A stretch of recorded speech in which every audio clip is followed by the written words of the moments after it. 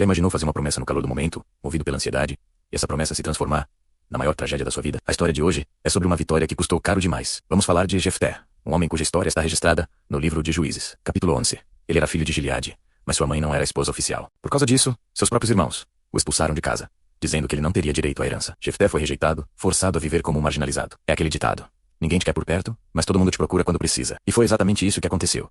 Israel estava em apuros. Os amonitas, um povo inimigo, declararam guerra e avançaram sobre as terras de Gileade. O perigo era real, e o medo tomou conta de todos. A liderança de Israel estava fraca, incapaz de proteger seu povo. O inimigo não queria só o território. Ele queria humilhar, dominar e apagar a identidade de Israel. Desesperados, os líderes de Gileade foram atrás da única pessoa que poderia salvá-los, o homem que eles mesmos haviam expulsado. Foram até Jefté e disseram: venha ser nosso comandante, para que possamos lutar contra os amonitas. Jefté, com toda razão, questionou: vocês não foram os que me odiaram e me expulsaram da casa do meu pai? Por que vieram me procurar agora, que estão em dificuldade? Eles insistiram, prometendo que se ele lutasse e vencesse, se tornaria o chefe de todo o povo de Gileade. Jefté aceitou, mas antes de pegar em armas, ele fez algo que quase ninguém faz hoje em dia. Tentou conversar. Ele enviou mensageiros ao rei dos amonitas, buscando uma solução pacífica. Jefté argumentou com base na história, explicando que as terras que Israel ocupava foram dadas por Deus e que os amonitas não tinham direito sobre elas. Ele tentou a diplomacia, a lógica, o diálogo, mas o rei dos amonitas ignorou a mensagem.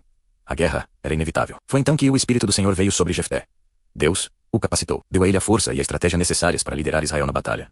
Ele tinha a unção, a promessa divina da vitória. Mas é aqui que a história muda. Não por falta de fé, mas por um excesso de impulso. No arre da ansiedade pouco antes da batalha, Jefté fez um voto precipitado a Deus.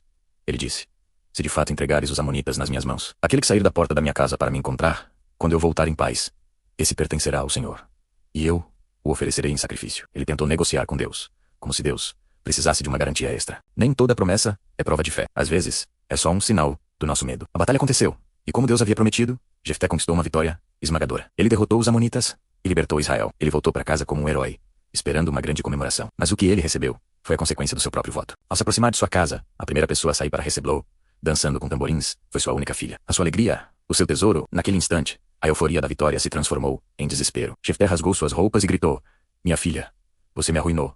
É você a causa da minha desgraça, pois eu fiz um voto ao Senhor, e não posso voltar atrás. A vitória externa virou ruína dentro de casa. A reação da filha é uma das mais tocantes e tristes da Bíblia. Ela não o culpa, ela entende o peso do voto e diz: meu pai, se você fez um voto ao Senhor, faça comigo o que prometeu. Agora que o Senhor o vingou dos seus inimigos, ela só pede uma coisa: 2 meses para ir às montanhas com suas amigas e chorar por nunca poder se casar e ter filhos. Palavras têm um peso terrível. Após os 2 meses, ela voltou.